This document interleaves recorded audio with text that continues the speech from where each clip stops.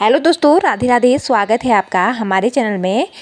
सबसे पहले आप लोगों को चैत्र नवरात्रि की हार्दिक शुभकामनाएं। तो दोस्तों, नवरात्रि का प्रथम दिन माता शैलपुत्री की पूजा कैसे करें, जानिए पूजा विधि और मंत्र, स्रोत और कथा। दोस्तों, जय माता दी। दोस्तों, नवरात्रि के प्रथम दिन माता शैलपुत्री की पूजा होती है। शैलपुत्री हिमालय की पुत्री हैं, इसी वजह से माँ के इस स्वरूप को शैलपुत्री कहा जाता है। इनकी आराधना से हम सभी मनोवांछित फल प्राप्त कर सकते हैं। माता शैलपुत्री का प्रसन्न करने के लिए यह ध्यान मंत्र जपना चाहिए। इसके प्रभाव से माता जल्दी ही प्रसन्न होती हैं और भक्त की सभी मनोकामनाएं पूर्ण होती हैं। नवरात्र में जो भक्त जिस मनोभाव और कामना से श्रद्धापूर्ण विधि विधान के साथ माता भगवती की आराधना एवं पूजन करता है, उसी भावना और कामना के अनुसार माँ का आशीर्वाद प्राप्त होता है। माँ दुर्गा को प्रथम शैलपुत्री के रूप में पूजा जाता है। हिमालय के घर पुत्री के रूप में जन्म लेने के कारण इनका नामकरण शैलपुत्री के रूप में हुआ। माँ शैलपुत्री का पूजन जीवन में सफलता के उच्चतम स्तरों को पाने के लिए किया जाता है। जीवन में प्रत्येक क्षेत्र में सफलता के लिए सर्वोच्च शिखर पर पहुंचने की शक्ति पर्वत कुमारी माता शैलपुत्री प्रदान करती हैं। शैल पर्वत की चोटी शिखर को कहते हैं। चैतना का सर्वोच्च शिखर माँ शैलपुत्री की आराधना से भक्तों को प्राप्त होता है, जिससे शरीर में स्थित कुंडलीन इस शक्ति जागृत होकर रोग शोक रूपी दैत्यों का विनाश करती हैं। चैत्र नवरात्रि की शुरुआत रविवार 30 मार्च 2025 से हो रहा है। 9 दिवसीय नवरात्रि में 9 दिनों तक देवी दुर्गा के अलग अलग रूपों की पूजा करने का महत्व है, जिसे नव दुर्गा कहा जाता है। माँ दुर्गा के 9 रूपों में माँ शैलपुत्री प्रथम स्वरूप है, इसलिए पहले दिन इनकी पूजा करने का विधान है। नवरात्रि के पहले दिन माँ शैलपुत्री की पूजा की जाती है। सबसे पहले घट स्थापना किया जाता है और इसके बाद पूजा शुरू की जाती है। बता दें कि 30 मार्च को घट स्थापना के लिए 2 शुभ मुहूर्त रहेंगे, जिसमें आप घट स्थापना कर सकते हैं। पहला मुहूर्त सुबह 6:13 से 10:22 तक रहेगा। इसके बाद अभिजीत मुहूर्त सुबह 11:59 से दोपहर 12:49 तक है। शैलपुत्री माता के एक हाथ में त्रिशूल तथा दूसरे में कमल का फूल रहता है। इनका वाहन वृषभ अर्थात बैल है। माँ का यह स्वरूप लावण्यमयी एवं अति रूपवान है। भगवान शंकर की भांति माँ के इस स्वरूप का निवास भी पर्वतों पर है। योग शास्त्र की पुस्तकों में इनका स्थान प्रत्येक प्राणी में नाभि चक्र से नीचे स्थित मूलाधार चक्र को बताया गया है। यही वह स्थान है जहाँ आद्य शक्ति कुंडलिनी शक्ति के रूप में रहती है। इसलिए नवरात्रि के प्रथम दिन देवी की उपासना में योगी अपने मन को मूलाधार चक्र में स्थिर करते हैं। इसी स्थान से योग साधना का प्रारंभ होता है। माँ का यह रूप साधक को साधना में लीन रहने की शक्ति देता है, साहस एवं बल प्रदान करता है, साथ ही आरोग्य का वरदान भी देता है। माँ शैलपुत्री का भोग।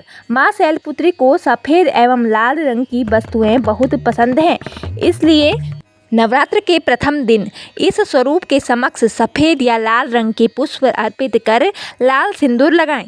गाय के दूध से बने पकवान एवं मिष्ठान का भोग लगाने से माता प्रसन्न होकर भक्तों की मनोकामनाओं को पूर्ण करती है। साथ ही भक्त के घर की दरिद्रता को दूर करके उसके घर के सभी सदस्यों को रोग मुक्त करती है। सबसे पहले माँ शैलपुत्री की तस्वीर स्थापित करें और उसके नीचे लकड़ी की चौकी पर लाल वस्त्र बिछाएं। इसके ऊपर केसर से शंख लिखें और उसके ऊपर मनोकामना पूर्ति गुटिका रखें। उसके बाद हाथ में लाल पुष्प लेकर शैलपुत्री देवी का ध्यान करें।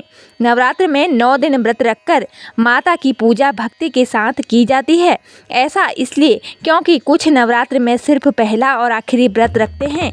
जो लोग 9 दिन व्रत नहीं रह पाते, वे सिर्फ माता शैलपुत्री का पूजन कर नवरात्रि का फल पा सकते हैं।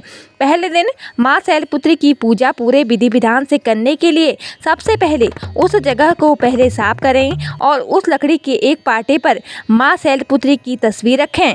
उसे शुद्ध जल से साफ करें। चौकी पर श्री गणेश, वरुण, नवग्रह, षोडश मात्रक, 16 देवी, सप्तघृत मातृका, 7 सिंदूर की बिंदियाँ लगाएं और उसकी स्थापना भी करें। कलश स्थापित करने के लिए लकड़ी के पाटे पर लाल कपड़ा बिछाएं, फिर उसमें शुद्ध जल भरें, आम के पत्ते लगाएं और चौकी पर चांदी, तांबे या मिट्टी के घड़े में जल भरकर उस पर नारियल रखकर कलश स्थापना करें। इसके बाद उस कलश पर रोली से स्वास्तिक का निशान बनाएं। अब उस कलश को स्थापित कर दें। नारियल पर कलावा और चुनरी भी बांधें। अब माँ शैलपुत्री को कुमकुम लगाएं, चुनरी चढ़ाएं और घी का दीपक जलाएं। अज्ञारित से सुपारी, लौंग, घी, प्रसाद आदि का भोग लगाएं।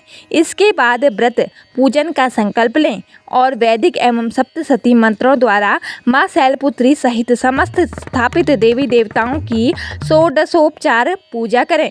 इनकी पूजा में सभी तीर्थों, नदियों, समुद्रों, नवग्रहों, दिक्पालों, दिशाओं, नगर देवता, ग्राम देवता सब सहित सभी योगिनियों को भी आमंत्रित किया जाता है।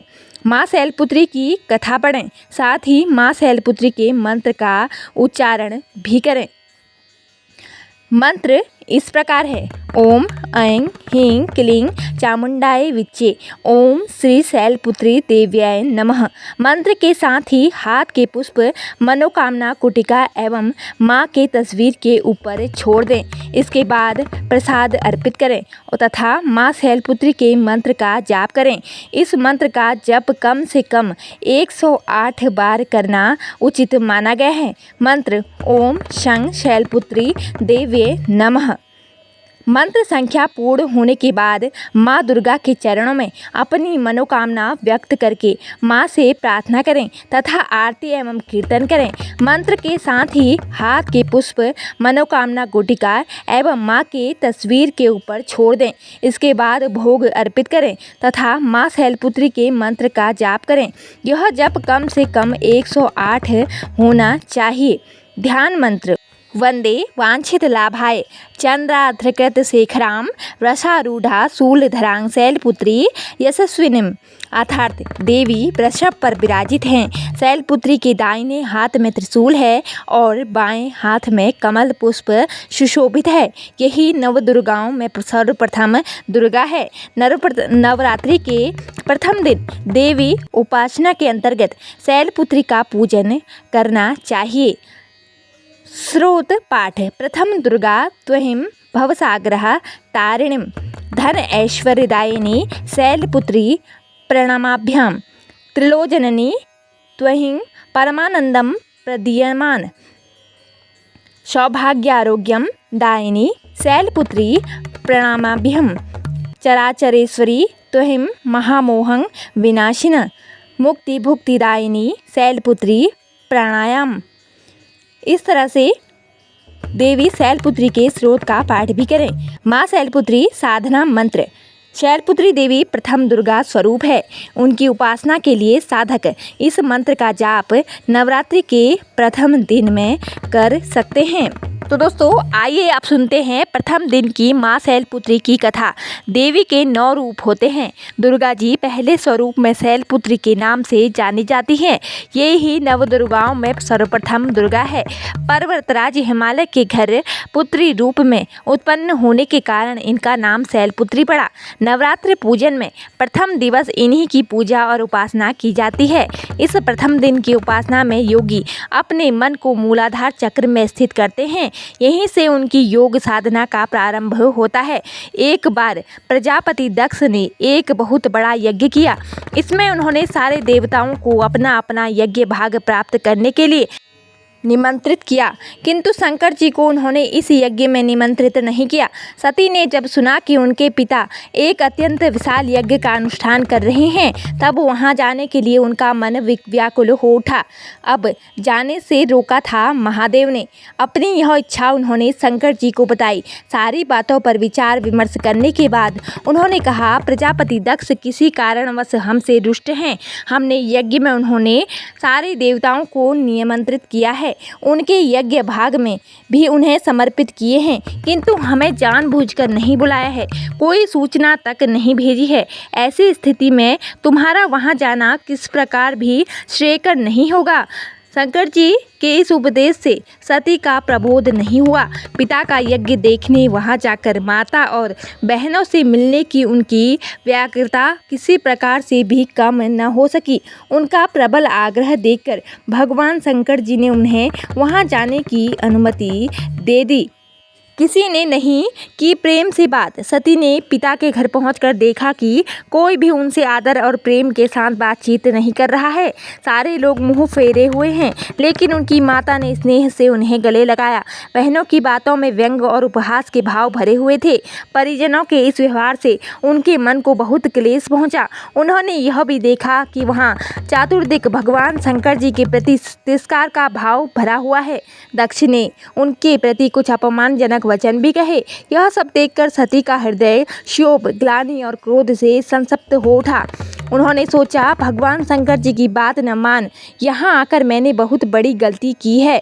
नहीं सहन हुआ अपमान। वे अपने पति भगवान शंकर के इस अपमान को सहन नहीं कर सकी। उन्होंने अपने उस रूप को तक उसी क्षण वही योगाग्नि द्वारा जलाकर भस्म कर दिया। वज्रपात के समान इस दारुण दुखद घटना को सुनकर शंकर जी ने रुद्र हो अपने गणों को भेजकर दक्ष के उस यज्ञ को पूर्णतः विध्वंस करा दिया। सती ने योगाग्नि द्वारा अपने शरीर को भस्म कर अगले जन्म में शैलराज हिमालय की पुत्री के रूप में जन्म लिया।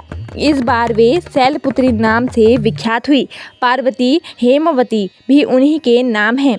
उपनिषद की एक कथा के अनुसार इन्हीं के हेमवती रूप से देवताओं का गर्भभंजन भी हुआ था।